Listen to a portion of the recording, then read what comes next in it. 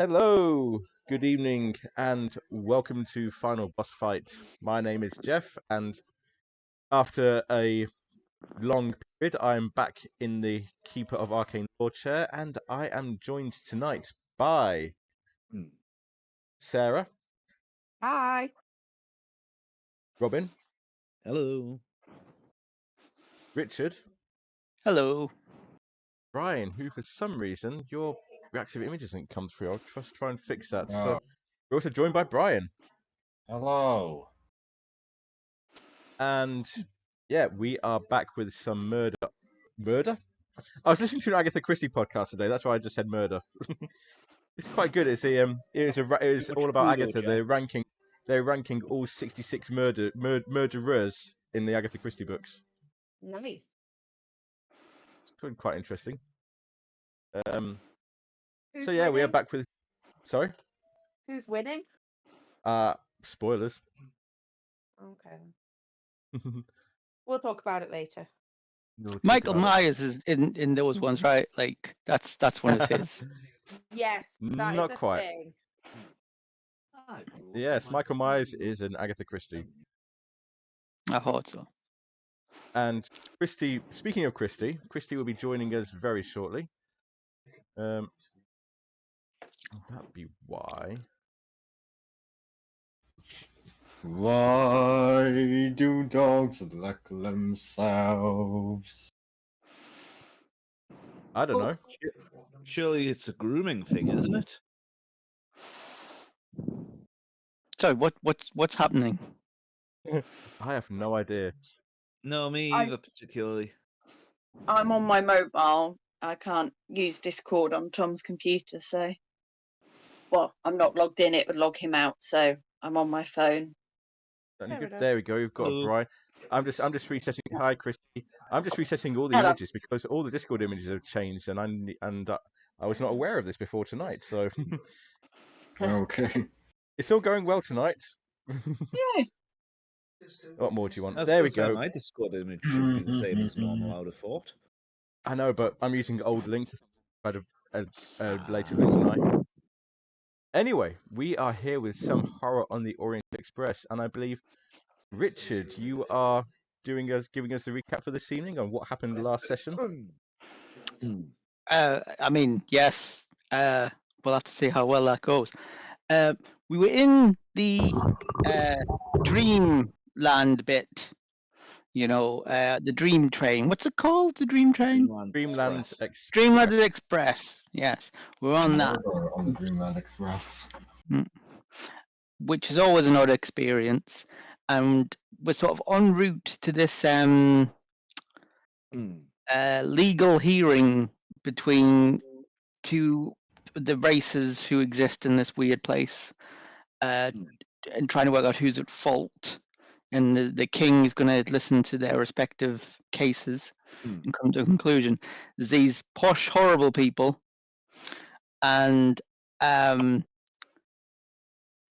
creatures who don't look, or I believe smell, or touch very nice. Like they're quite unpleasant in many ways, but are nice people who've been hard done by, and we're sort of more on their side than the posh horrible people. And so we're traveling on the train, and we've had various people come and go. And we went through various places last time, didn't we? We went through like a couple of different cities or locations, and they were creepy. Some of them, if I remember rightly. It was an odd place. Some of them. Was it Ira? Ira, We were in. Yeah. You were. It's all gone, but like didn't want to be remembered. I remember the pivotal thing that seemed to happen was there was a Russian arms dealer who had came on board the train, obviously through this dream mechanism, and I think my character made the mistake of bringing up the idea of modern warfare and explaining that to some of the various Dreamland peoples, and it might be that the posh, horrible people are going to buy lots and lots of guns and use them if the decision doesn't go their way, which, I mean, they're horrible and clearly in the wrong, so that's it's perhaps likely. And I think that's is that where we got to at the end, where it was sort of like arriving to where the king was? I believe so. I I do believe that's apologize. as far that is. So yeah, thank you very much for that. I love that. The horrible people, the horrible posh people. I like that. Yeah, horrible posh people. So we're going to rejoin the journey. It's now 2 hours since you left Ira, and you're going across. It's quite a pleasant journey actually. It's landscapes. You're going past fields. You see the odd cart, horses ploughing the field, and in the distance you see a city appear on the horizon. It looks like it's got golden domes. The buildings are pillared with golden domes. As you get closer, you see pagodas, you see white walls, you see carefully tended gardens, and presently you arrive at the city of Sonarnil. And I have a picture of this to show you what it's like there.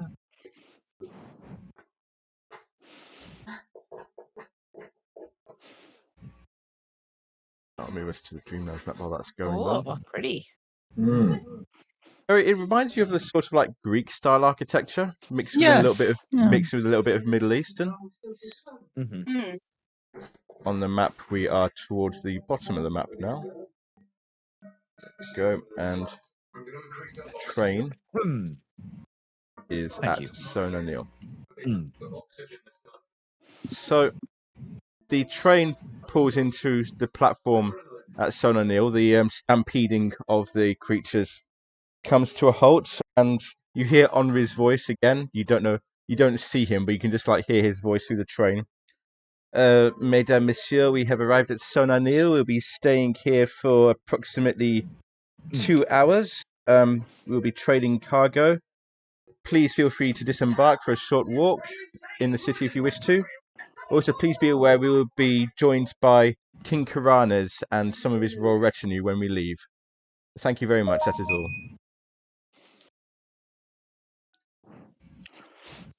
Ooh. Did they get the first class cabin? Weird elephant. Is it elephant transportation? Squid monster? Something of it that we're riding, isn't Something it? along those lines. All of those. Something along those lines. Maybe it's got tentacles or trunks or something. I did not yeah. realise he would be riding with us. I thought we were just travelling to him. Same. I think we close eye on those Sarnathians. Make sure they don't cause any more trouble.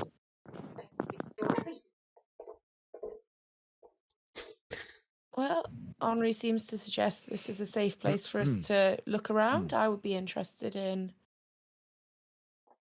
having a look. Yeah. I think I want to get off the train, but I want to hang around because I want to see like the arrival of the king and like see what like stuff he brings and who's with him.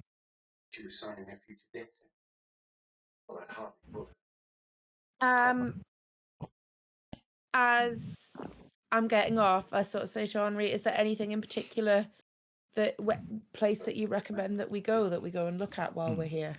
There are some very, very ornate gardens nearby. As you may well know, I was familiar in a previous life with the Tuileries Gardens and the Luxembourg Gardens in Paris, but these even surpass that. They are very beautiful. It is well worth spending some there.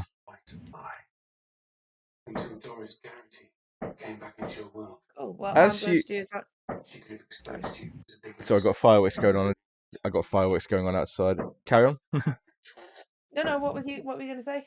I was going to say, as I take it you're all departing the train now to the platform or to go into the city. As you do so, you do see Mac Mackenzie, the American who had his briefcase. He says, "Well, fellas, this is where I leave you. My journey ends here. I'm going to go into the city and try and find some poets who can teach me some of their ways of rhyme. I hope to meet you again sometime, if on the train, or if not in the Dreamlands." Very It was well. Have it was a safe ple- travels. it's a pleasure meeting you. I'll just bring back his image just to show you. Mac Mackenzie, and he's quite happily goes down the ramp swinging his case, and he quickly disappears into the city, into the streets of the city. You also see crates being pulled out of the baggage cars. It's all like the various vegetables, spices, and things that Henry's been carrying, and swapping them for carved statues, little carved jade statues, little birds, golden fabrics, and they get loaded back in as well. Was there something about a briefcase that was important? That was Mac's briefcase. He told you previously that it just contained empty clauses and treaties that did nothing. Still got it handcuffed to his hand. As we're looking to get off, does anyone else look like they're leaving as well? Not that you can see. No. Everybody else seems to be on the train. In fact, everybody else is probably like Major Mercy, all crowding on the platform, waiting to see the arrival of the King and his entourage.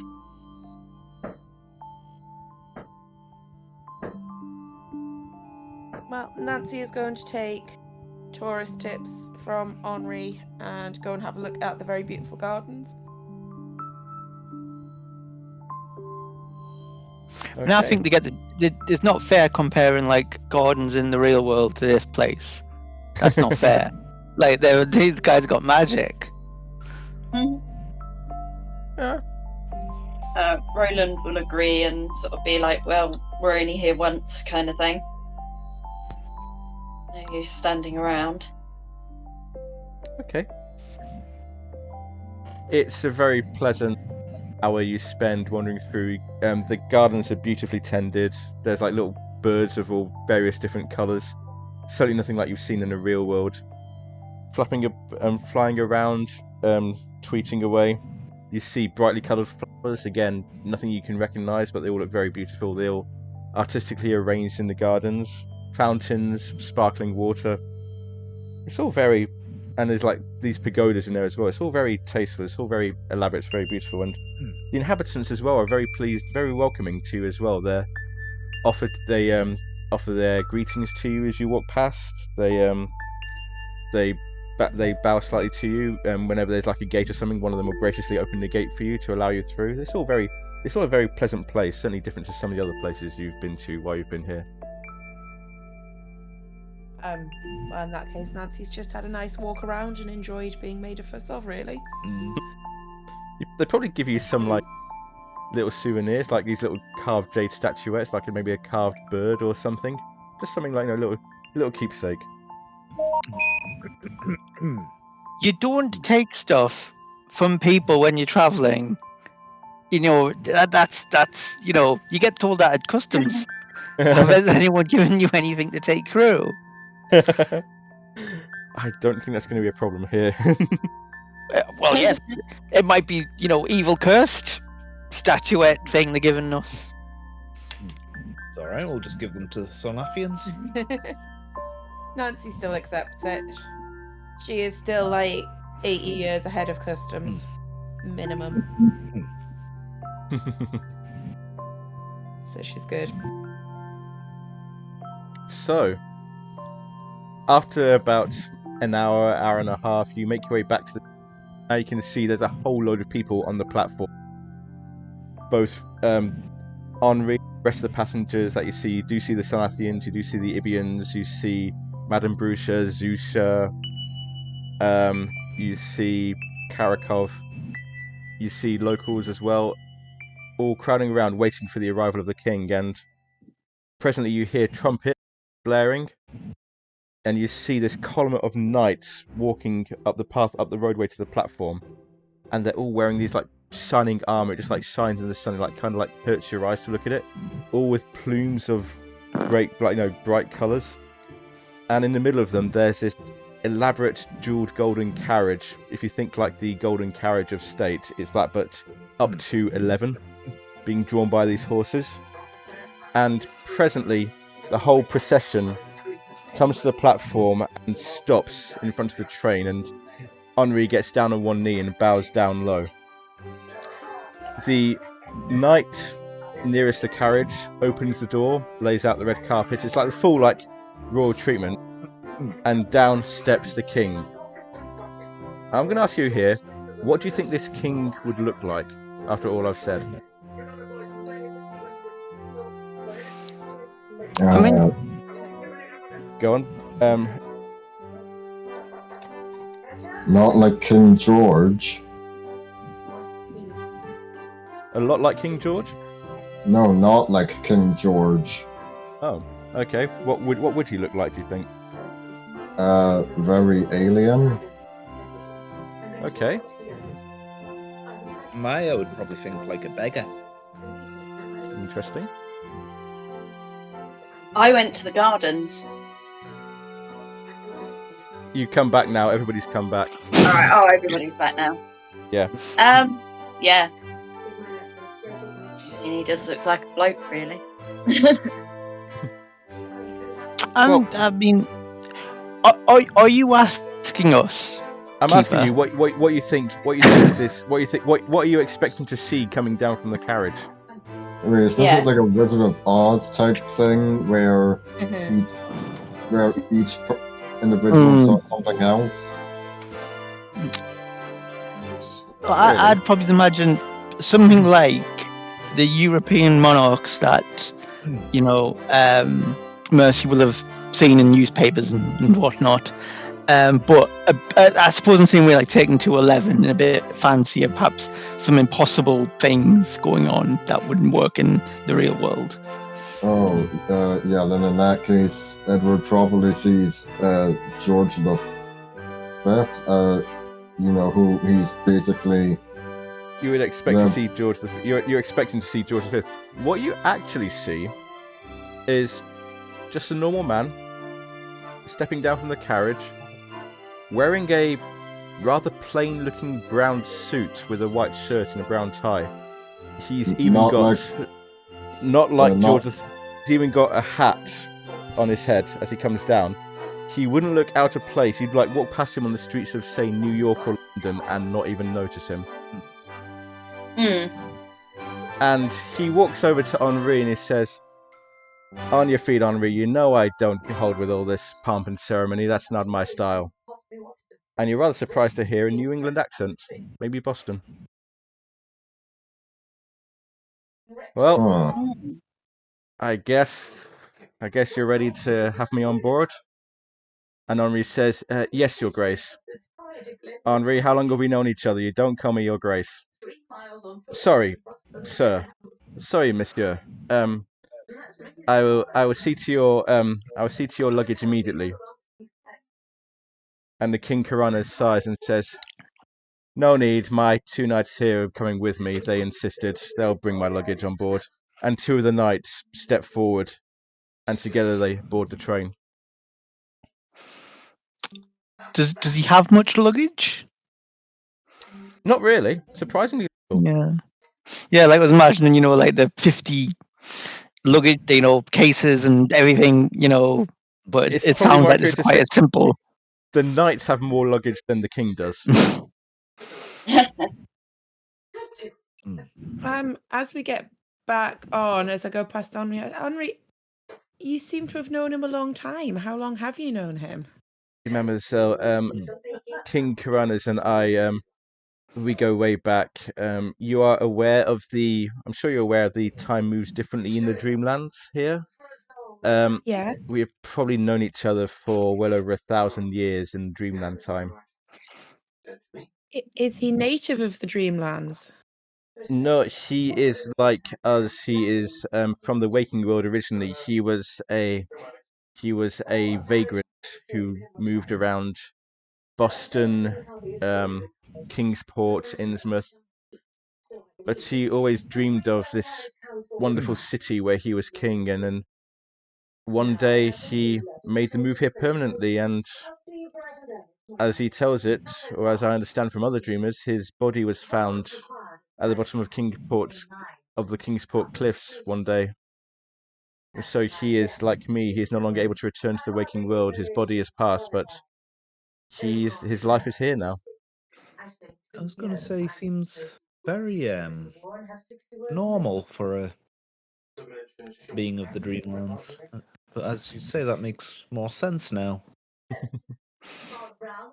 I did hear one passenger once, from a time I don't know, refer to it as something called an isekai. Anybody ever heard of an isekai? The genre of anime. I do not know. think I have heard of one. I do not know the term. I think we are ready to depart, mesdames, messieurs. If you could please reboard the train, we will be having a special royal banquet at 7 o'clock. But first, we are making our way to Sarnathian, and the journey will take 7 hours. Henri, at this banquet, I would like to request the Ibians be treated with all the normal passengers as they would be. Of course, mademoiselle. In fact, the king himself will be there, and he would say the same. We will make all the necessary arrangements.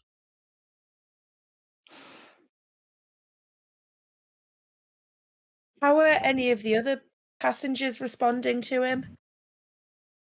The people from the dreamers from Earth, Zeusa, probably Madame Brusha, and Karakov, they're also surprised to see that the king is dressed like he is. The Sarnathians, they just don't care. They probably sniff a bit at it because they're all about style and grace and beauty, and seeing him in basically threadbare clothes is kind of offensive to them, I guess. The Ibians, you can't tell one way or the other. Can Maya tell what the Ibians are thinking?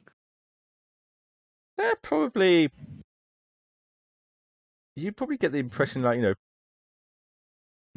you can't really tell one of them from the other. They can't tell one of you from the other. They know you because you've been in close contact with them. But if there's people in the distance, they can't really tell. They don't have the idea of style or fashion or anything like that. Fair enough. And so, as the train leaves the station and the feet gather up speed and the stampede begins again, what would you like to do?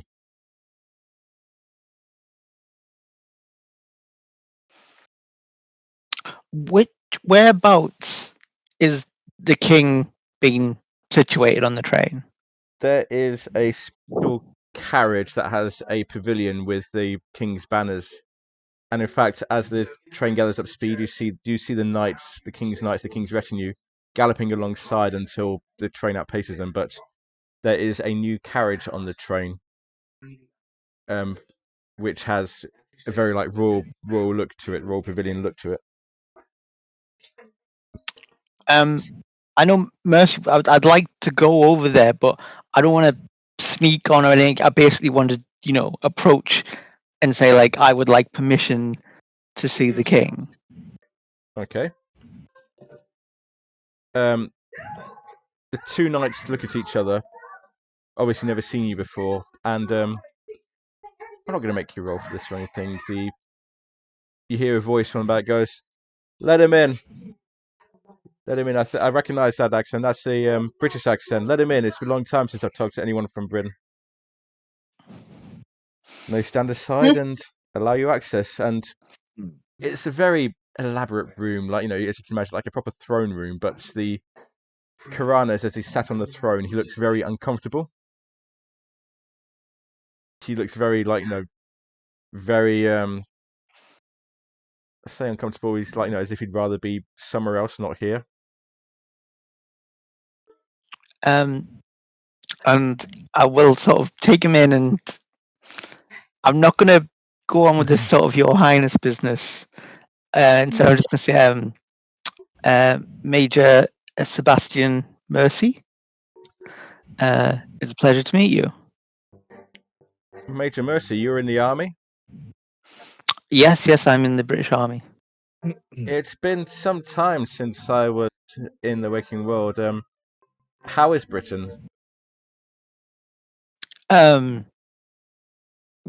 obviously, it is the greatest nation in the world. I think By the some- Americans say to you about that, son. Yeah. Well, yes. Has an empire. George V is king. It's ticking along nicely. Keeping an eye on Europe and its empire. Well, as you can see, I've been out of touch a bit from the real world. It's been some time since I was there. What year was it? Do you know what year it was when you left, or when your last contact with the real world? My memory time here is funny. My memory, I think it must have been 1911, I think. Maybe 1912. I can't be any more certain than that. And now you are the king of the Dreamlands? Yep. That's what I am. They tell you to follow the dreams, don't they? But they don't mean it really. You got to be careful what dreams you follow. But my question would be, what authority do you actually have here? I'm not questioning your right, but if someone were to disagree with you as king, they're welcome to do so. I wish somebody would disagree with me. All these people in Sarnathians and Sarnathians, they'll just listen to me. They'll just obey me. I tell you, for the first couple of 100 years, it was great, but after a while, I just wanted someone to challenge me, someone to debate me, someone to not take everything I'd said as being a king ain't all that. Well, what authority do I have? It's what the people give me. The authority people give me. You Americans don't take to kings well, if I remember rightly. You could say that. And I mean, what is your real name? And he's like thinking for a moment. Do you know? I don't actually remember. I can't remember what my real name was. What would you like? How would you like to be referred as? I mean, you don't seem to like all the titles. Just Karanas.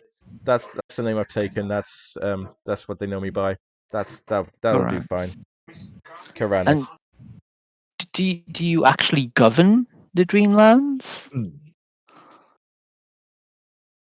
I govern. It's definitely rule parts of it. A lot of the cities are happy to govern themselves. Ulthar up north, Diathleen. Any disputes they can handle themselves, but if there's any major disputes, they come to me, and they accept that they accept my judgment. This seems a very odd way of doing things. Tell me about it. Tell me about it. I'm not even sure I get it myself, and I've been doing this for a couple of thousand years. Do you not want to step down or give the job to someone else, or? But then who? There's nobody else. Really, you've been traveling on this train a while. You must have seen the delegations. I've heard about the delegations that are coming. You must have seen them. Would you trust them with power in the Dreamlands? Well, speaking as a representative of His Majesty's government and armed forces, I have some experience in governing foreign peoples, and they don't always care for that in the end. And sometimes it's perhaps not our place to tell other people how they should run their own land. God, this is a terrible thought. Mercy's he's gonna have a crisis of But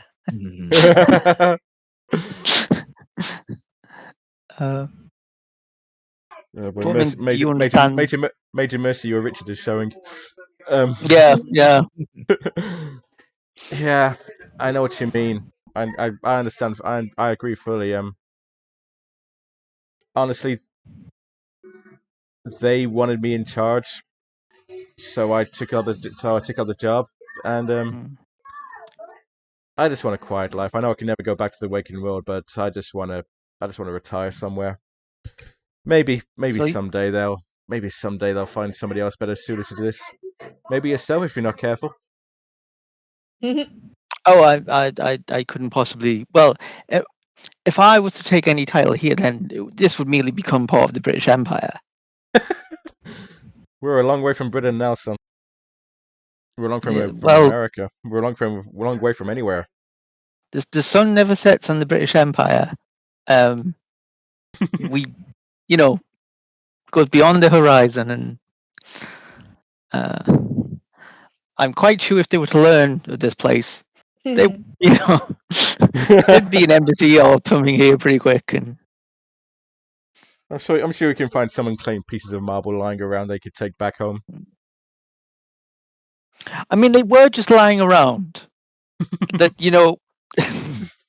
it's not like we broke into someone's house. Oh dear. What's everybody else doing while this audience is happening? What's Edward Beatty doing? Listening. Okay, so you're there as well. That's cool. That's okay. Yep. What's your thoughts on absolute monarchies and local governments and division of authority? I trust there should be someone to show how things should be done. I'm not entirely sure if I trust elected officials.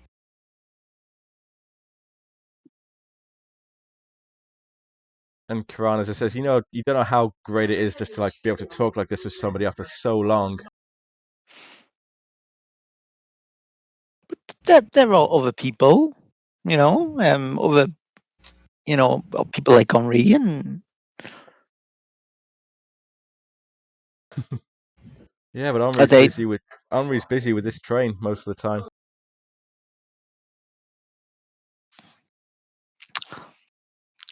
Does not sound like a terribly happy life. You want to know a secret? It's not. When I kind of wish I never taken on. I kind of wish I never came here, but at the time it was all I wanted, and yeah, be careful what you wish for, eh? But I am here now, and I guess that means I've got to listen to these delegations and try and find some way to soothe their brows.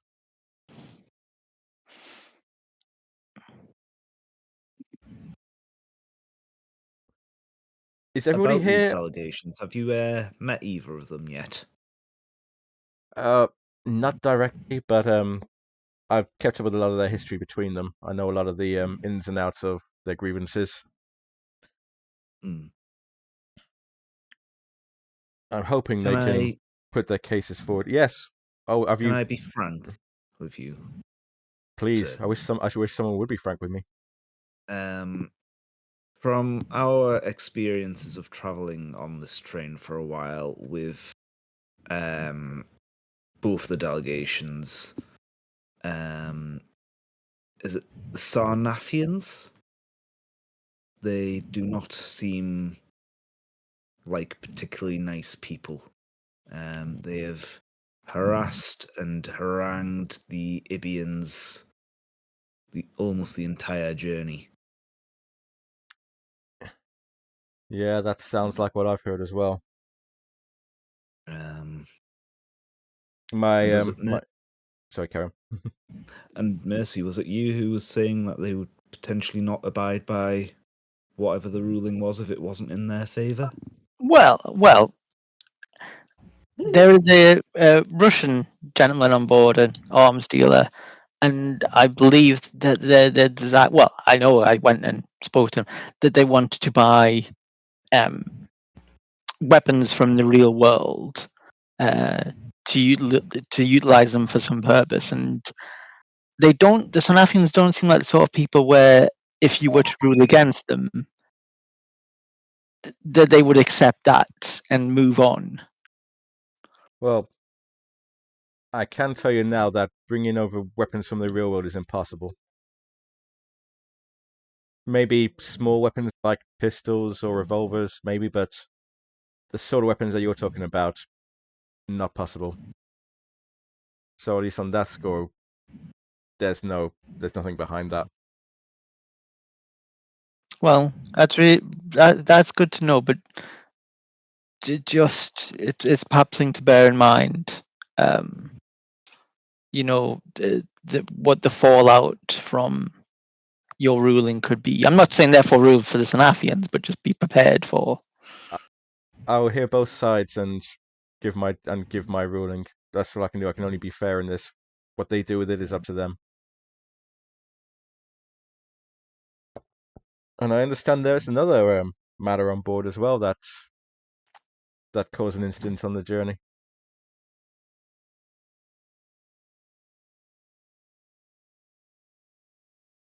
Was that the wine merchant? I can't remember. Mm-hmm. Yes, Whispers cat Oh, and murder.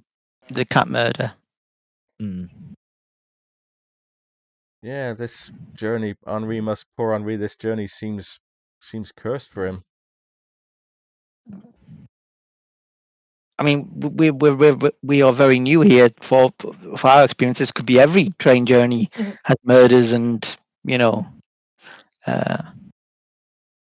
What, do you mean like some sort of murder on the Dreamlands Express?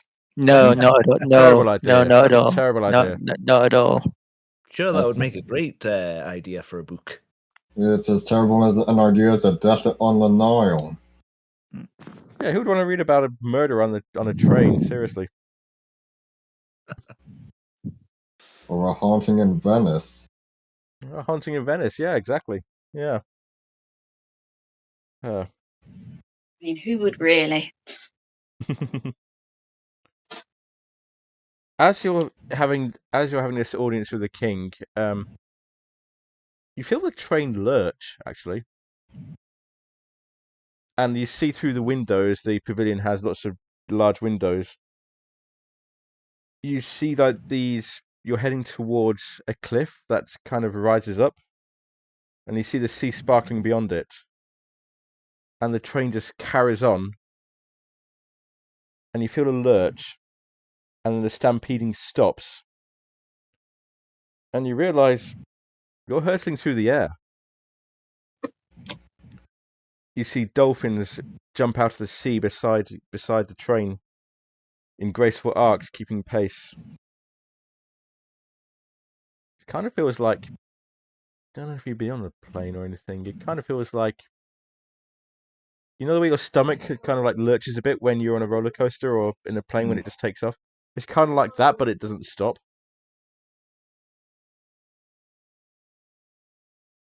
And you don't, and the background stampeding of the train, of the express, which you kind of like, relegated to the back of your mind, just stops completely. Yeah, how very odd. I didn't know it could fly.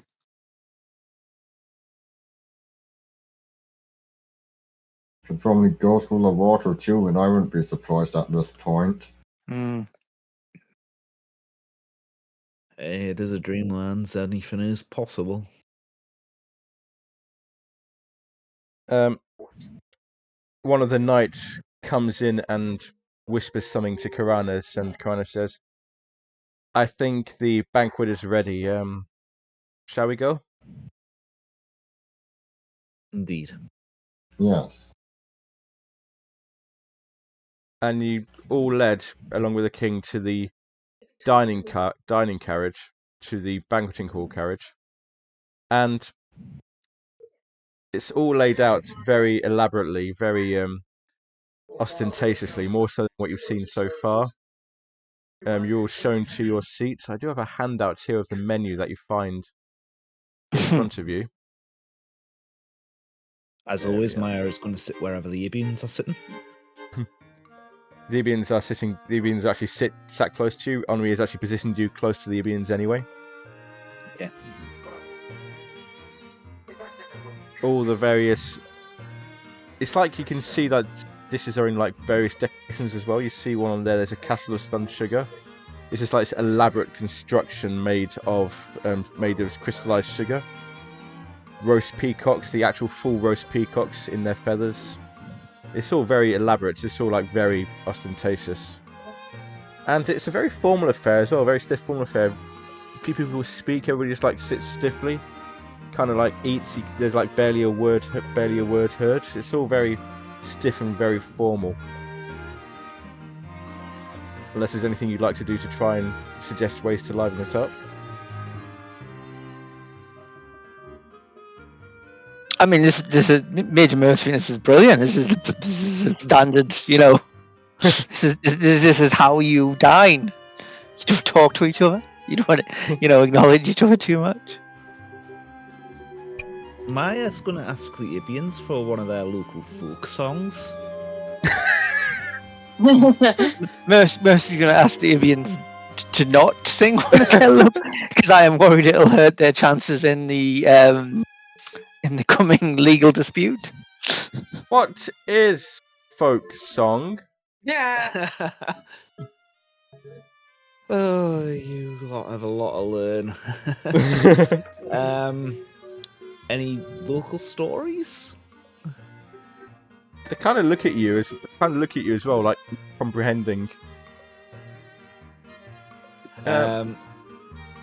Okay, then Maya's gonna say, okay, I'll tell you one of my old escapades, and goes off on a real spiel about one of her old heists.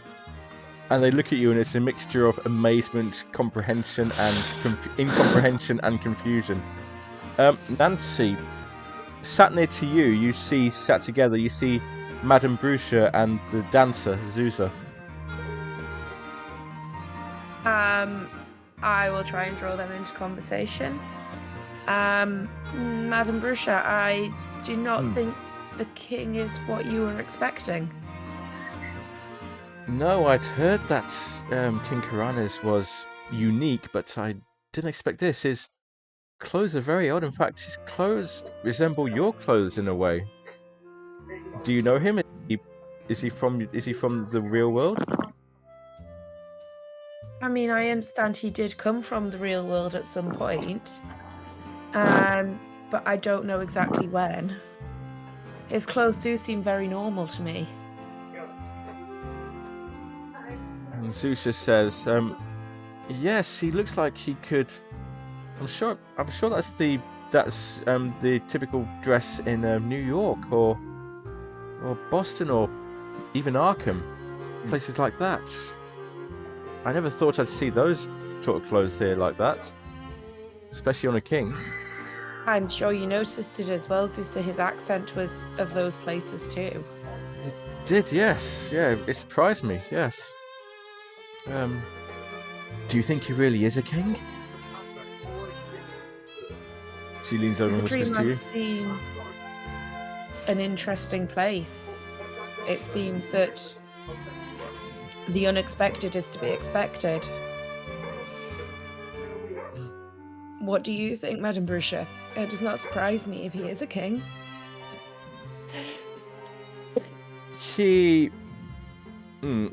He's not as arrogant as some who have called themselves king. If he is a king, and I've seen no reason to suggest he isn't, I imagine he's quite a fair king. He doesn't seem to want power for himself. Yeah. I've heard that is the maker of a good leader. Yeah, very interesting.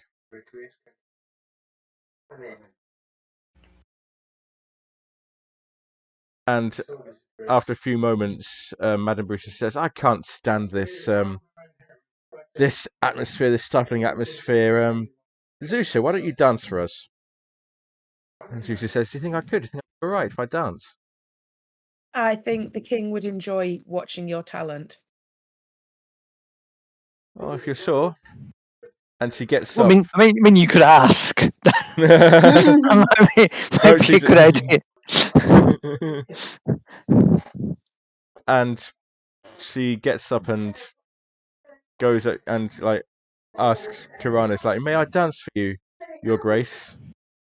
And Kuranes goes, "Sure, yeah, sure. I think liven things up a bit. Yeah, sure. I could do with a bit of entertainment." And again, it's that like spooky music from you don't see anybody playing the music, and again Zusha dances, and it's that very sad dance, but there's almost like a sense of determination about it, almost a sense of finality. She dances, and you can tell she's putting everything she has into it. She dances as she never has before. What's the response of anyone else who's watching? Is anyone They're paying all- them much attention? They're all Gonna enraptured. say, how are the little beings? The Ibians. I can't remember their name. Sorry, the Ibians. Syrian. Ibians. They're all enraptured by it. Actually, Syrians. That's a different thing. They're all enraptured by it. I was They're going all to say, like, Maya's going to whisper to them, "This is called dancing." and they look at it and they just like look on in awe. And I think everybody else looks on as well. Never seen anything like this on this night. This is the last night of the journey. Actually, the journey is due to end the next day. However, there is still some business to accomplish before that. After a few hours, dinner is cleared and the banqueting hall is changed. The layout has changed. The tables are moved away and it's changed more like into an audience chamber with rows of seats down the side and the throne at the front. And King Kuranes says, "Well, better do what I came here for. I will now listen to the delegations from Ib and the delegations from Sarnath." So, before we move on, can I do one thing? Because I can't let this go.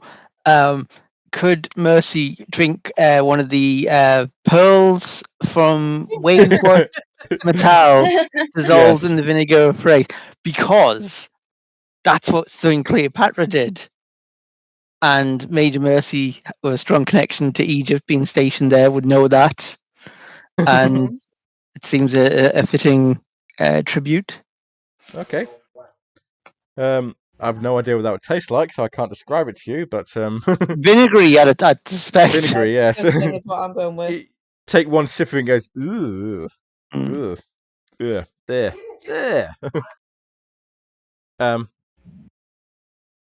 The Ibians come forward first. Maya, you're going to stand with them? Yeah, that's something that Maya would do, yeah. And Kuranes is kind of taken aback. He knows of the, of course, but this is the first time he's probably seen them up close. And he's somewhat startled by their appearance and their smell, but he overcomes it. As I said, he's trying to be fair in this. I was going to say, Maya's going to give the closest Ibian or whoever's their speaker kind of just a reassuring squeeze on the shoulder. Aww. So the Ibian holds up the speaker. "We want war reparations. We want 10,000 rubies and sapphires to rebuild our city. We want a personal apology from the Sarnathian king. We want the return of our statue of the likeness of Buckrock. If we do not get this, Sarnath will meet her doom." And on hearing this, Sarnathians start Well, they start. One of them starts laughing.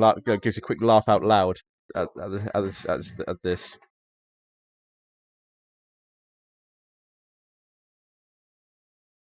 And Karanis turns to the Sarnathians. And what say you? You appear to be the aggressors in this situation.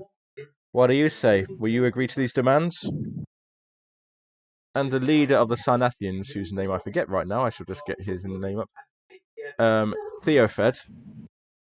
He confers with the rest of the party, and he stands up and says, "Well, I'm sure you understand. We don't like the term aggressor.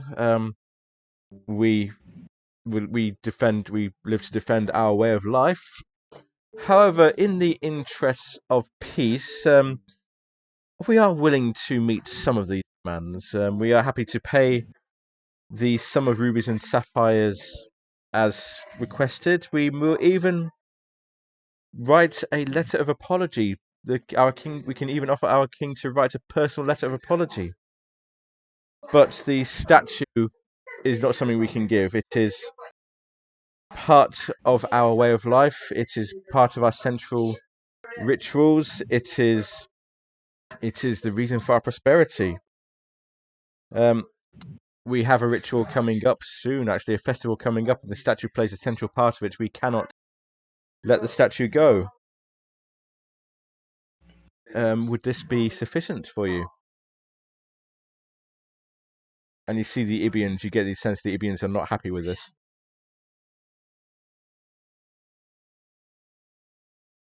But Do you wish to say anything? from what I understand, you invaded the Ibians, turfed them out of their homelands. That statue belongs to them.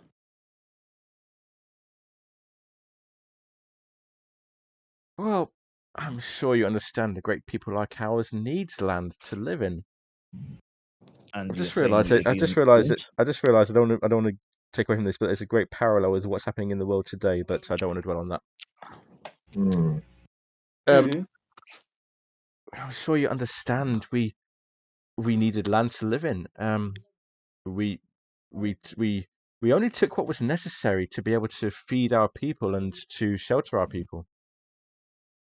By throwing other people out of their lands. Ah, yes. Well, I'm sure you can understand. We needed a lot of land, but as I say, we are willing to in the gesture of goodwill, we are willing to make reparations for this. As we have said, we are willing, as I said, we are willing to give the money they have requested. I'm sure that would be sufficient for them to rebuild their city as they wish to. I think the statue is potentially more important than the money to the Ibians. Am I right? And I turn to the nearest Ibian. Or the one with the speaker. Yeah, I wouldn't say they nod, but you get the gesture, the pheromones that say yes, they agree with you. I feel that is part of their culture and was before it was part of your culture. Make me I'm going to ask for a dice roll now. Make me, it's going to have to be a persuade roll. Ooh, Maya's great at persuasion. Great persuasion. Anybody else wishes to... Nancy, sorry, I've rolled the wrong sheet. Well, Nancy, not that it helps, Nancy would be looking anybody else encouraging as well. wish to add, to give... We do like in D&D. If anybody else has anything they wish to say in support of this, to give a bonus die. If anybody else wishes to say anything in support. I mean, I do want to make reference to ask: is it a statue, as in, like, it is as a statue in the real world would be, in whatever cultural or religious significance, or is it actually a powerful statue? Can it do things? Is it alive? As far as I, the keeper, am aware, if I remember the story correctly, it is a statue about, say, a foot high, carved out of some strange rock that is not of the Dreamlands, but it is a statue as we would understand a statue to be. I mean, oh, it sounds awful now, but I think Mercy might say, I mean, this sounds like a compromise in which everyone walks away with something.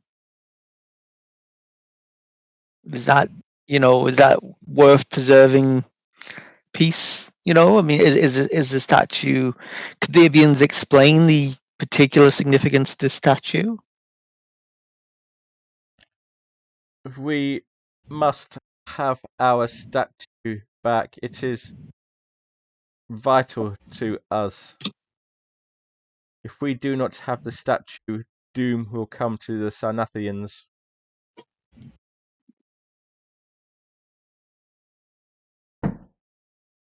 I think we discussed this last time. So that's not a threat, is it? That's them. It's like a prediction. They talk it. They're saying it like they're saying like it is a fact rather than a threat.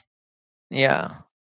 But is that how everyone else is interpreting it? Because, like, if I was a judge and someone said, like, I want this, or doom will come to Robin, they'd probably say, well, you can't say that. Well, the Sarnathians aren't having any of it. They don't believe in that at all.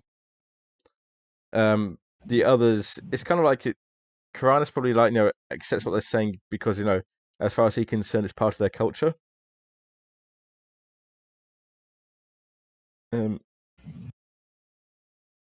But this is you get the feeling that this is the one thing they will not budge on.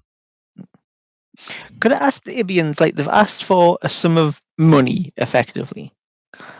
Now, I'm not saying this is a payment, but to explain the value of this statue, like, would it be 20,000 rubies and sapphire? Would it be 1,000,000 rubies? And, like, just so we can understand how important it is. And it is beyond price. Oh, I knew they were going to say that. That doesn't help you in a court of law.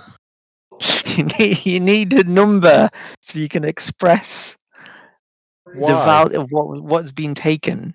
Why? Because otherwise, it's a lump of rock.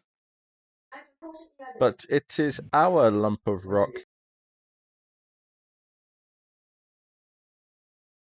There is a story in the Bible about people who were fighting over things, not necessarily a statue, in this case a child.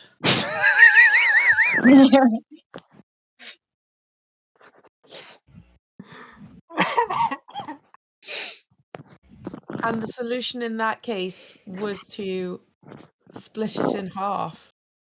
I think this doesn't get lost in translation. And Jessica Keeper knows exactly what you're referring to, but there's Ibians. I was like, children there. They kind of like step back a little bit away from you, Nancy. That's fair enough. The point of the story was rather than it see destroyed, one party was happy to give up their claim.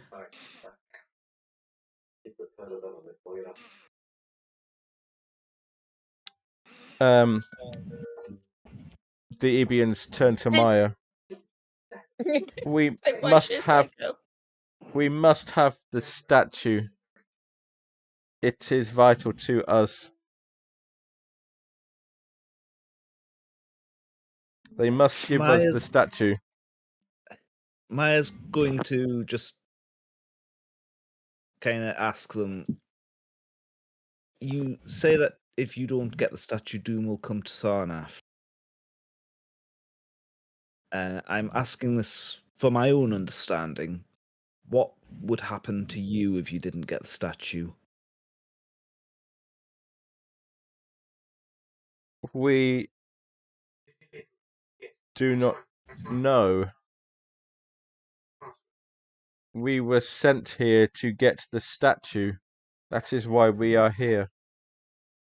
So, from my understanding, you are basically trying to save the Sarnathians.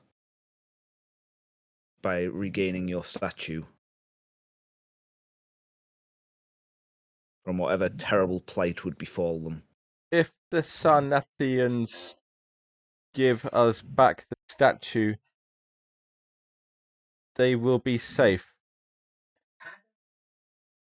Doom That's will got to not come count for to them. something. I'm gonna say they're trying to save them. I mean, that is what I would probably say if I wanted someone to give me something. Mhm. Oh, it's cursed. You don't want that. You don't want that lovely pile of gold. Do you make this case to the king, to the Sarnathians? Yes. Theophed again doesn't really buy any of it, but he says, well, I tell you what, we have our main annual festival. In fact, we will be leaving the train at the next station to return to Sarnath and participate in this festival.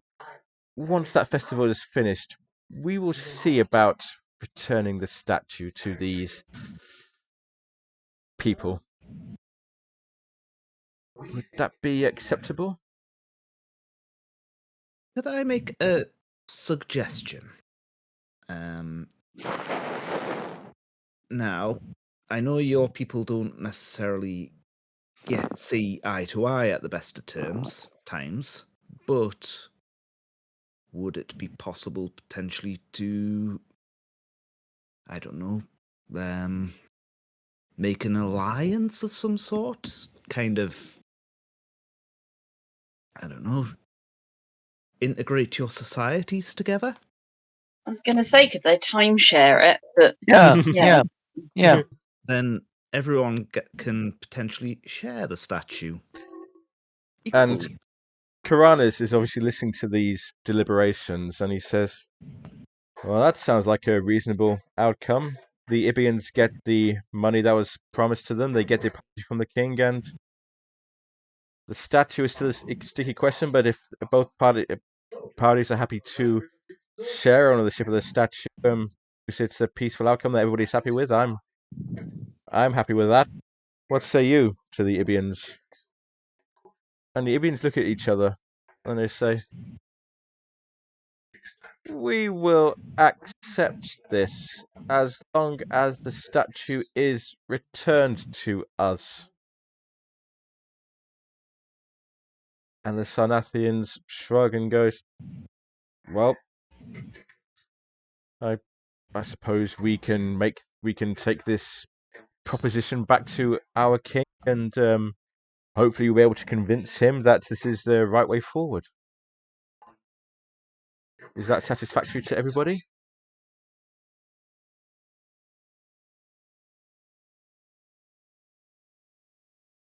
Just gonna say, if people can make that work, I'm happy with it. Mm-hmm.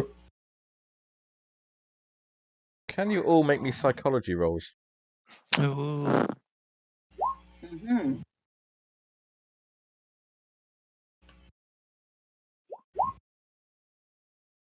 Oh wow, you're good at that one.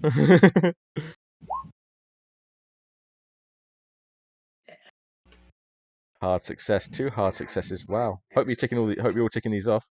No, but I will. Those of you who got successes,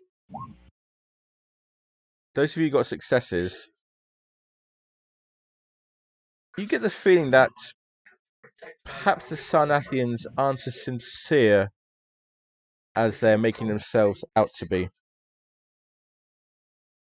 But the hearing is complete, and once both parties have left the throne room, left the hall, King Karanas shakes his head and goes, well, I think this is going to end badly, and I don't want to place bets on who is going to end badly for, but don't think there's any much more he can do. I must admit, I still don't trust the Sarnathians as far as I could throw them. I don't blame you. But thank you for trying anyway. It means something that you tried. Mm. Now there is another matter we have to deal with. and he calls to Henri. Henri, bring in the wine merchant, Moronimer. Henri departs for a moment, and you see like the tentacles from the wall come in. And it's like they carry the prisoner Moronimer in with them, and Moronimer is in his in his human guise. I'll show you the picture of him to remind you. There we are. I need to re-show this actually. Yes, there we go. Oh yes, This- I remember him. Yes, Yep. yes. Mhm. with his glowing eyes, and he's still like tied up in the tentacles. And Karanas says, Moronimer, you stand accused and convicted of killing a cat, which, as we all know, is against the laws of Ulthar. My ruling is that you are to be returned to Ulthar to be tried. This is the matter for the authorities of Ulthar for the to rule on. But until that time, you are to remain on this train until the train returns to Ulthar. What say you? And Moronimer doesn't really say much because he does feel remorse for what he did. He was under control. But Kirana says, but the authorities of Ulthar do make allowances for those who are not in control of their actions. You will have a fair hearing. And so Moronimer is taken away back to the cells. There's a reward for this. Ooh. As you have assisted in, basically you have assisted Karanas.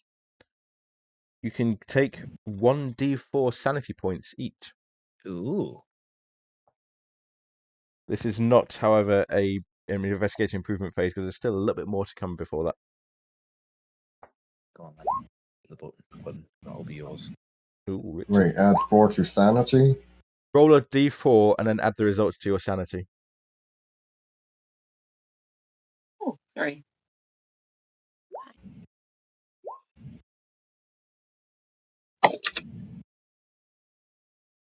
Hey. Nice.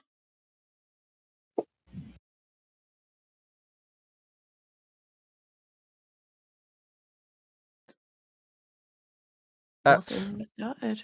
Yeah. I think Maya needs all the bits of sanity she can get. Aye. It's up to 45. Get in there. As the time carries on to midnight, you see in the windows ahead of you a great shining city appear as if it's on a cloud. I have a picture of this as well that you see coming towards you from the distance. This is the city of Sarnathian. And at midnight, you hear a faint thud, as a train lands in the outskirts of the city to the station. At this station, Sarnathian, King Karanas and his 2 knights bid you a farewell. Karanas shakes each of your hands and says, I hope to further our conversations with you in better times. You are always welcome in my court. The Sarnathian delegates also depart the train as well. They will make their own way back to Sarnath.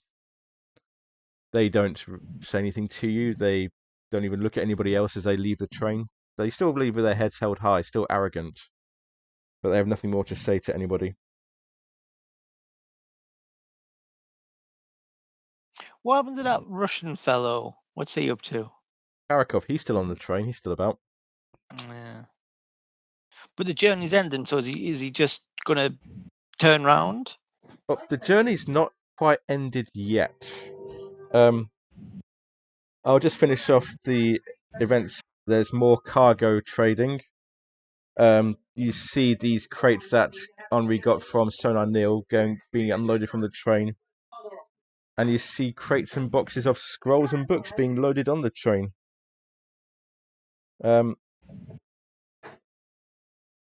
Henri comes to each of you and says, "Well, mesdames, messieurs, after this stop, the next stop for the train will be our final stop, the Gulf of Nodens. You are free to leave the train. If this is where you wish to leave the train, you may do so. If not, we will next be leaving this plane and traveling through the Gulf of Nodens." Sorry, did Jeff interrupt? Yeah. And did the Ca- ca- ca- Ibians ca- leave the train as well, or not? The Ibians do not leave the train; they stay on the train.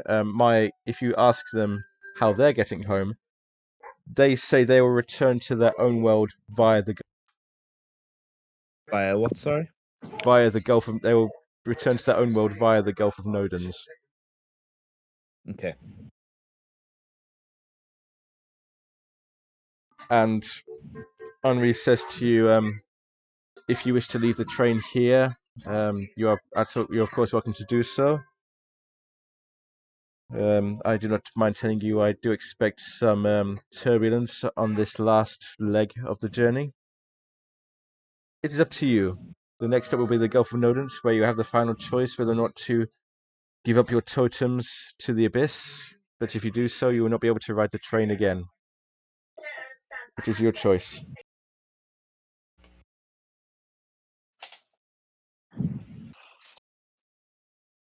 Well, I know I'm keeping my totem. I'm not getting rid of it. Yeah, I was gonna say. I think Maya's possibly going to keep hers at the minute. Okay. I'll ask you a different question. Is anybody going to leave the train, or are you going to stay on the train till the end? I mean, what aside from this totem business, what happens at the end? Are you asking Henri? I'm asking on Ray, yeah. Yeah. The train will arrive at the final station. Then from there it will turn around and journey back to Ulthar. Sorry, I got a bit of the Karanas accent in there. And the we can train get will off journey at back to the Ulthar. next. And we can get off. Oops, sorry. So the next station will be the final station for the train for this journey of the train. You can depart the train there. Well, I mean, not in any particular hurry, are we? So I'm happy to stay on. I would be interested to see what happens at the end. And you can see Nancy's got a notebook that she's just sort of rubbing her thumb against the edges of it. She's not decided what she's doing yet.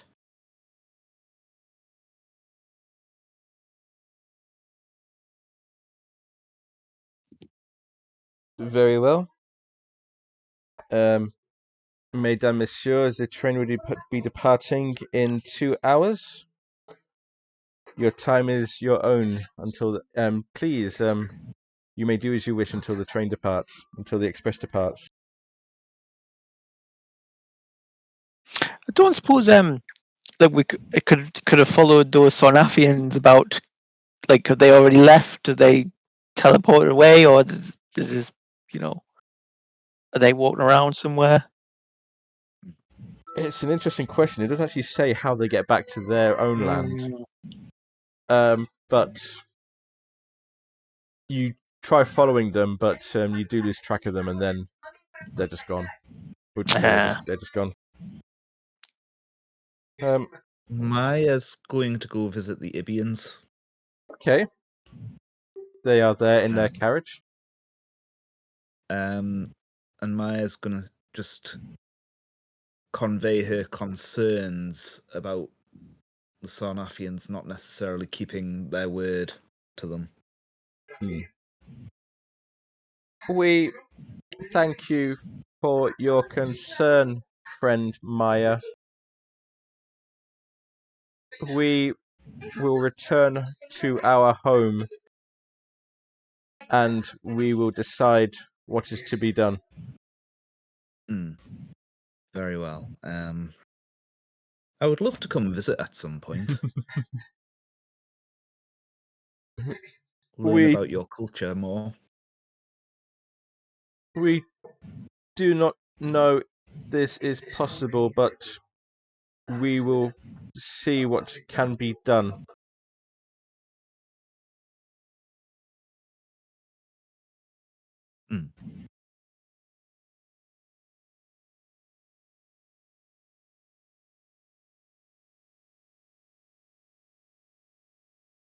And so, at 2 a.m, the train departs the station.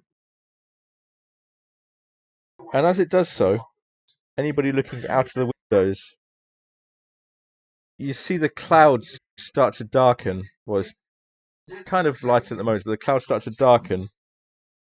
And you see a vast skull face forming in the clouds with 2 burning red stars for eyes.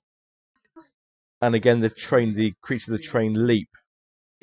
And they leap into the mouth of this skull. Well, you could have told us about that down on Ray. I feel that was the sort of thing. He looks up and goes, "Sure, this has never happened before." Oh, it's never happened before. Oh, is it? Should we be concerned? I do not believe so. He looks a little bit disturbed at this. I'm not going to lie. He looks a little bit, but he's like trying to be the trying to be the professional conductor.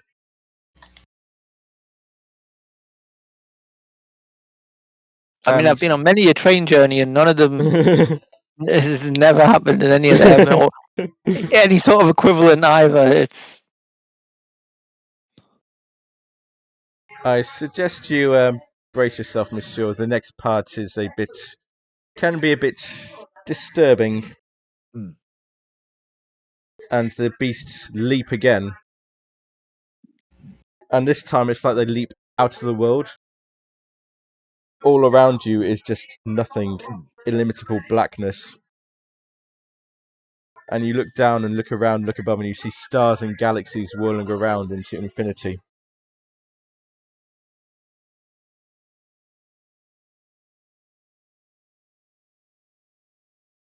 Can we see Major any Mercy. other people? You see some of them looking around in a bit of mixture of awe and some distress. You see Karakov, he's leaning over windows, looking into the abyss. You see Zusha there as well, and again Zusha and Madame Bruce are next to each other. The Ibians have retreated to their cabin. Maya's gonna join them.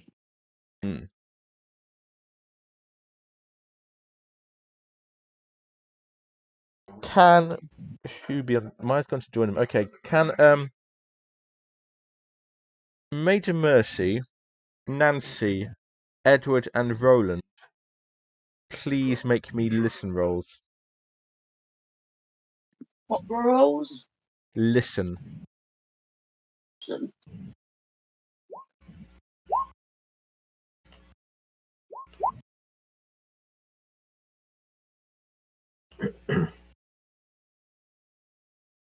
There we go. Oh dear. Major Mercy and Edward Beatty. Well, you all see Karakov's face start to drain. His face starts to drain with blood, and he turns pale as he looks towards the rear of the train. Major Mercy and Edward Beatty, you hear something. If you didn't know any better, you'd think it was horses galloping towards the train.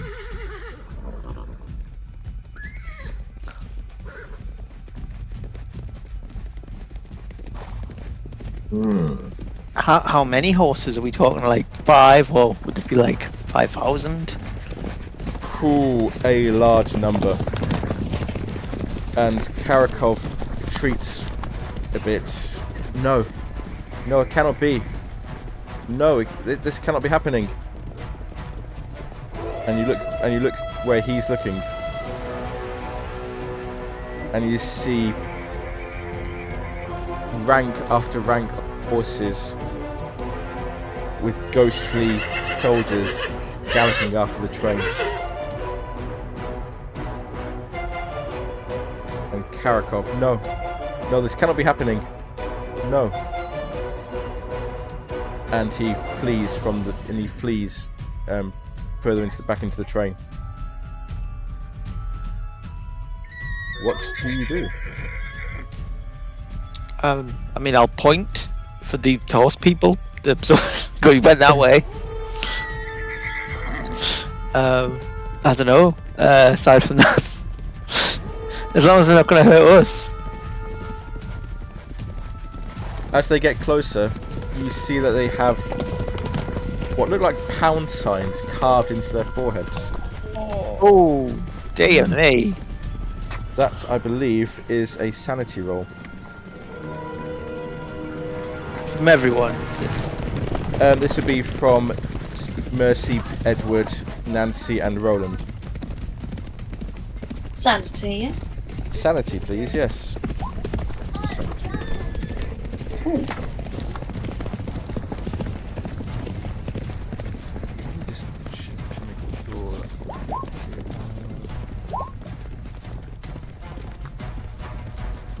I'll be right with you one moment. That's interesting.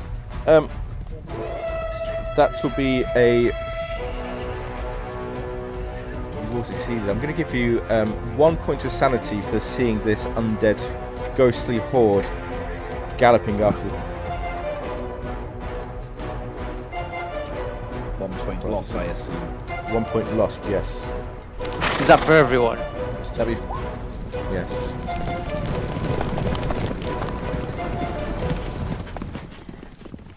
And as they gallop towards the train,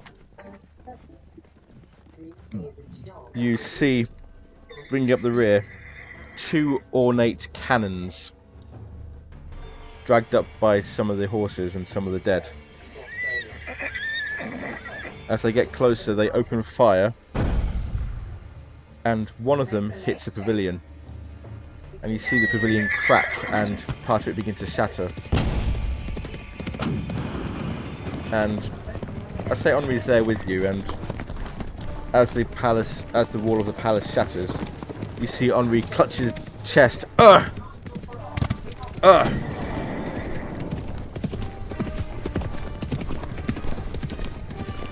Henri, are you hurt?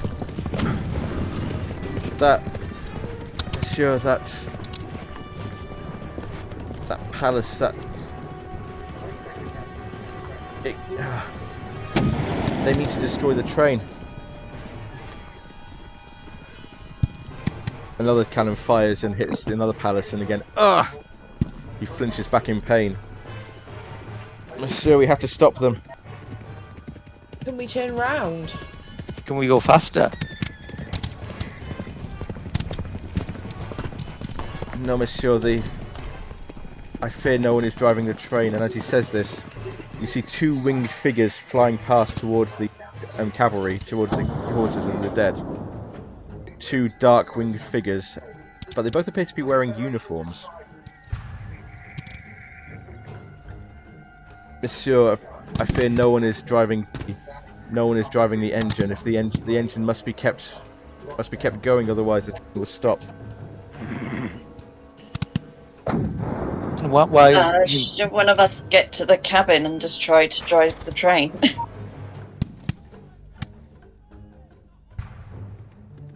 Yes, Monsieur. Please. Right, Ryland will run because he has driving or something or another. Well, yeah, something along those lines. Okay, what are the rest of you to do? Maya's still in the Ibian's cabin, knows nothing of this. Probably feel the train rocking from side to side. What? I mean, does Mercy have his pistol with him? I know this has been. No, you don't have you with you in the Dreamlands. What uniforms are these horrible ghostly soldiers wearing? You'd recognise uniforms: British Army, German Army, Prussian Army, many armies of the world. Nancy's going to ask Henri. Henri, is this Karakov? Is this because of his doing in the real world? It is very possible, mademoiselle. Is there a way he can repent or stop it? You would need to find him and ask him that yourself, mademoiselle. I must do what I can to defend the train. In that case, Nancy is going to do that. What are Madame Brusha and what are they doing? Hanging on for dear life at the moment, to be honest. Nancy's going to go in, but she's going to shout to them as she goes. Get inside. Do not discard your tokens. Okay, so we've got Roland. I'm gonna bring up the train map again and see where people are. Sorry, Mercy. Well, I was going to ask, like, does Henri, do they have any weapons, or how do you intend to defend? I can guide the stokers. I can try and shore up the train structure. I don't suppose you'd have a white flag.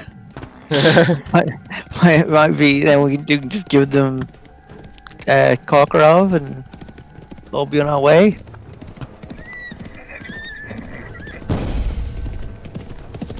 Monsieur, you'd have to. I do not know if that would work. It's possible that if you hand Karkarov to them, that might work. But my duty is to the train, to the passengers. Henry, if you can give me some manner of weapon, I'm happy to fight. I don't know what I can do in this world, but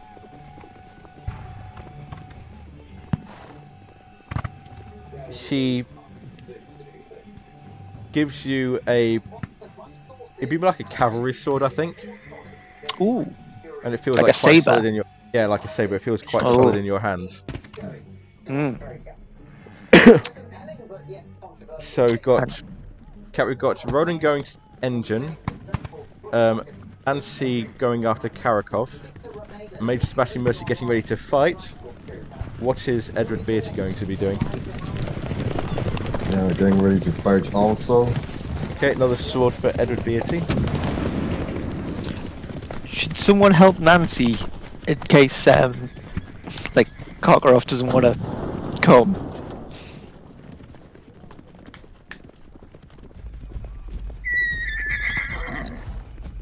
Nancy would very much appreciate help.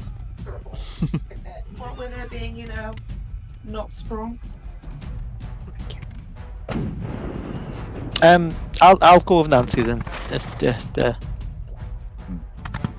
Okay. Edward, are you happy to stay doing what you're doing, or do you want to go with somebody else? Roland is on their own at the moment. Sure, I'll go with Roland. Okay. I'll start with Roland and Edward first. You managed to make your way through the train as it's shaking from side to side, and you can feel the train starting to slow down. The stampeding is starting to slow down. Eventually, you make your way through the sleeping cars, through the bathhouse, through the baggage compartment, and you reach the fuel tender and the engine. And I'm going to have to ask you to make another sanity roll before I explain what you see.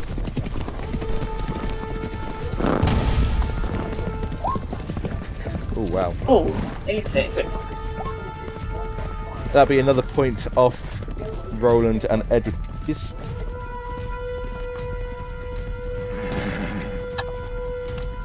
As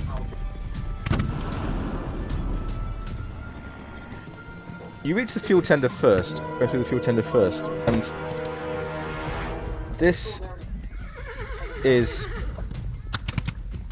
how's the best way to describe this really?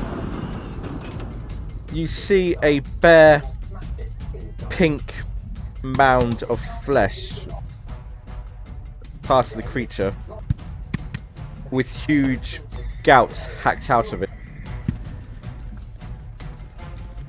And as you watch, the flesh starts to regenerate slowly, but there are huge gouts and gouges, and it looks like someone's hacked flesh out of it. And then you go through into the engine room, and again you see a mound of flesh, but in this mound of flesh there's a giant maw in its back, and you see fragments of maw as in mouth. Okay, yeah. You see little fragments of flesh around the maw, pink flesh around the maw, and you see 2 shovels that have been dropped on the floor.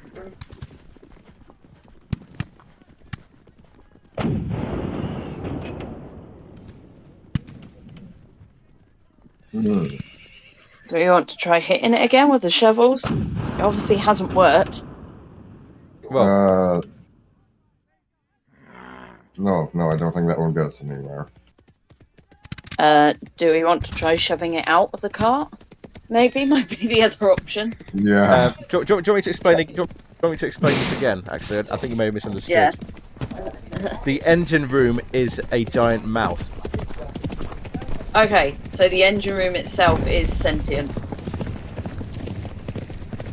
Yes, the engine room itself is a giant mouth, and the fuel tender is a huge mound of flesh with pieces hacked out of it.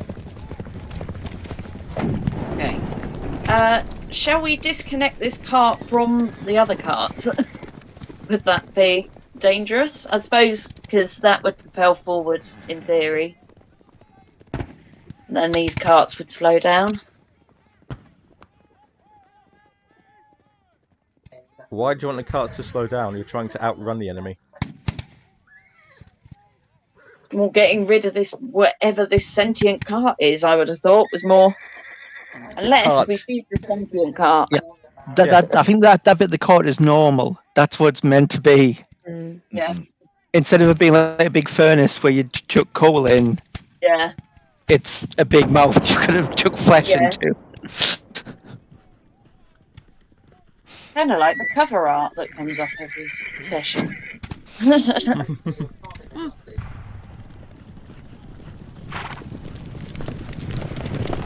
Okay, how do we want to do this? There are 2 shovels on the floor. Right, I'll get one, you get the other. Yeah, but what are we shoveling into it? That's the question. Is there any, like, containers or anything like that around? Another bucket. I know this is big. You know, with stuff in it.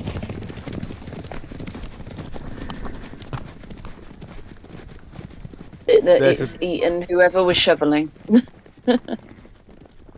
I'll remind you of the fuel tender with huge gouts and wounds and things dug out of it. Yeah. You're basically carving out bits of the fuel tender and shoveling it into the engine.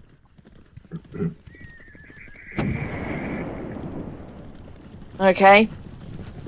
Let's do it then. And I'm gonna have to ask for. I'm gonna have to ask for another sanity roll from both of you. Sanity. Sorry, Yeah, you no. cut out a little. Sanity roll from both of you. Okay. You managed to steel yourself to this grisly task of scooping out lumps of flesh from the creature, the fuel tender creature, and shoveling into the gaping maw of the engine. I was going to say, Nice. remember he is a butcher, so he has done this to like animals. That's fair. That's very fair, actually. Yeah, that's very fair. That's very fair, actually. Yeah. It's just a Um, metaphor for his job. It's like Yeah. he cuts up flesh and gives it to people Yeah. so they can live. Yeah. That's literally his job. And like gutting chickens and God knows what. And as you do so, you feel the train below you, the creatures below you, start to pick up speed again. Yeah.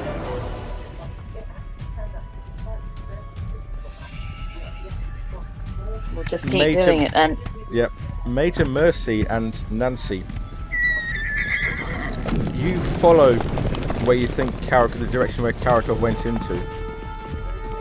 And as you do so, Nancy, you look out the window and you see what looks like a submarine rise to the surface. Spiky, black, corrupted. And again, it's got a cannon aimed at the train. And again, the train shakes around you as the cannon hits. You manage to reach the baggage compartment and you find Karakov there standing in front of an upright trunk,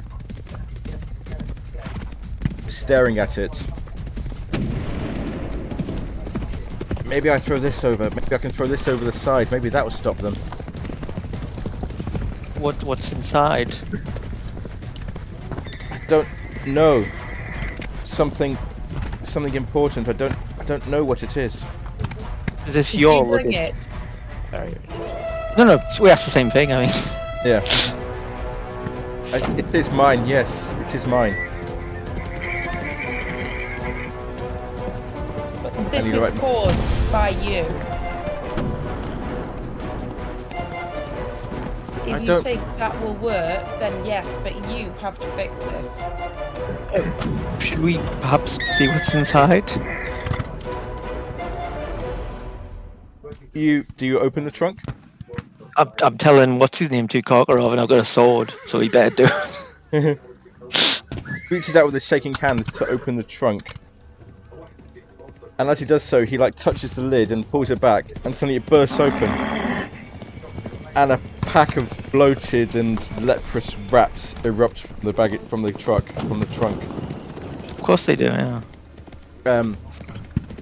Major Mercy and Nancy, can you please make me sanity rolls? As once again the train shakes from another impact of the cannon.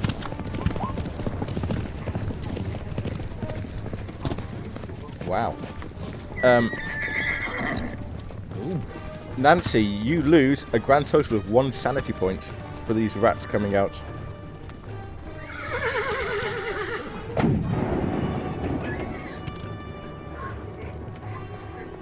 What do you do with these rats? Are these rats attacking Karkarov? They're kind of like starting to jump up and trying to bite at all three of you. Oh, we're not with him. No, he's going to try and get as far away from the rats as she can. Where do these come from? Why have you bought these? I don't know what this is. I know it's mine, but I don't know what this is. Could it... Those outside, could they be... No, they can't be.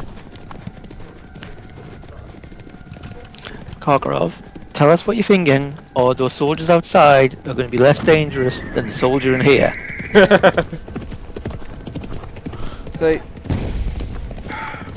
He's having trouble putting it into words. They're the armies. Are they the armies? The people I sold weapons to. Are they the armies who were killed by them? They all had pound signs on their forehead. I don't know if you've noticed that. The money I was paid for them.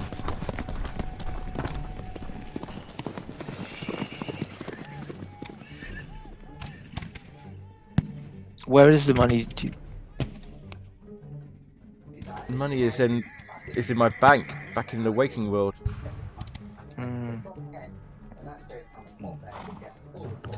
I suspect they don't want money anyway. Is there a window here? In the baggage room, not really.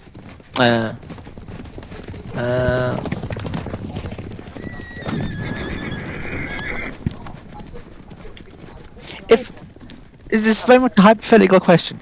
If we were to kill Karkaroff in the Dreamlands, what happens?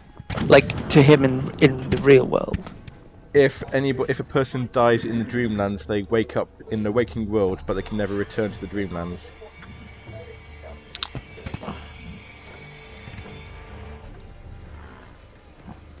I mean, that in some way would sort it out, but I don't want him to get out. Could I? Oh, right. What I want to do is basically find a window, and then push Corker out a bit so he's heading out the window, so these soldiers can see him, and then see how they interpret that. Are you trying Before to? Mercy does that, Nancy is going to have one more go at your money in your bank has got you nowhere. You are going to kill everyone on this because of your actions. You are going to destroy all of this because of your action. See, I'd want to ask for a persuade roll, but I know your persuade is poop. I mean, is this the place where people would throw out their totems? No, this is my understanding. This is not where you throw your totems yet. Oh, so it might be that we've got to get there first. Like, we need to, outrun the soldiers until we get there. Then we can... I'll rephrase that. You can throw things here, but they have no effect. They're only effective at the end. Whether Karkaroff knows this or whether he's able to understand this is a different question. Right. What's he going to do? Let's do. What's he going to do?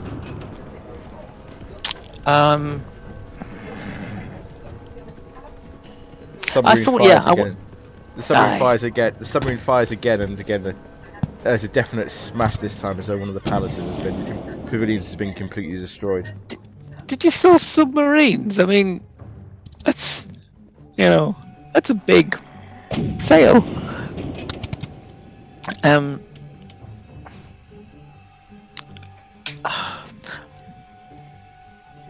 I think what we should do is we need to keep, as much as it pains me to say it, we need to keep the train going and keep him safe till we reach the place where he can do the thing and make amends. And hopefully that will, resolve everything. Nancy, Nancy, you're probably onto something when you're trying to convince him of the error of his ways. What were you planning to do? Were you planning to get rid of a totem? I was going to throw this into the abyss. I think it's my conscience. I mean, I'm surprised at this point to find you have a conscience. But if he throws that in, then he'll just... Worse, isn't it? Yeah, he'll feel better. He'll not... Yeah. This is not going to improve the situation. You may find that you feel better, but you will not get out of this situation alive. Listen to your conscience. It is there for a reason. He looks at you. Again, I'd want you to roll, but I also want you to succeed. I'm gonna give this to you straight up. He looks at you. Maybe you're right. Maybe this is something I can not fix, but atone for back in the real world. And as he says this, you hear the clamour outside going less and less.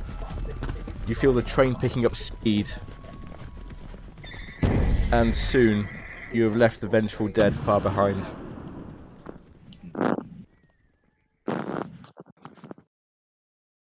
However, you are not out of the woods yet. We're in woods now. Not quite. Well, metaphorical woods. As the train outruns the vengeful dead and the cavalry cannons and the submarine are all left far behind, you stop to breathe. But then, Nancy, you do find a small window. You look out of it. You see 6 creatures coming towards you. These are not horses, not cannons, not a submarine. If you were to try and describe these creatures, your mind interprets them as parrot sharks.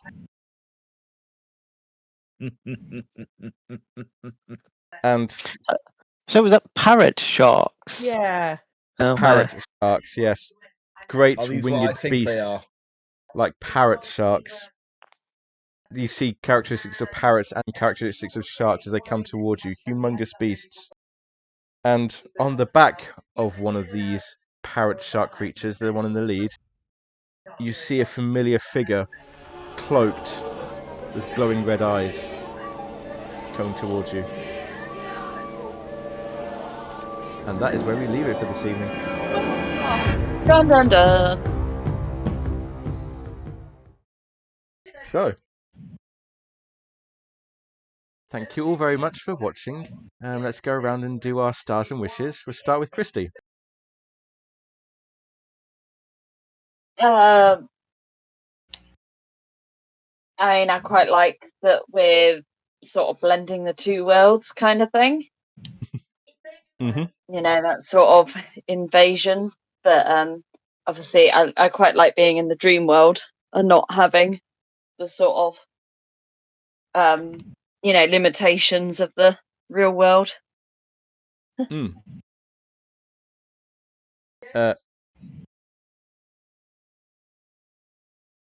Any wishes? Not at the minute. The only thing I did think of is if we're being invaded, hopefully the cats are okay. Yeah. So that's what I think of, is fluffies. Yeah. Sarah. I've loved that session. I've loved things coming to a head. I've loved that the thing that seems so significant all the way through with the Ibians and the Sarnathians is not actually what is probably going to end up being the big significant thing on the Dreamland Express. Yeah, I'm just really excited to see where it goes next. Robin. I've really enjoyed how everyone's had a chance to play the hero in this session in different ways. So, like Maya with the delegations, Mercy and Nancy kind of figuring out what was going on, Roland and Edward powering up the train again.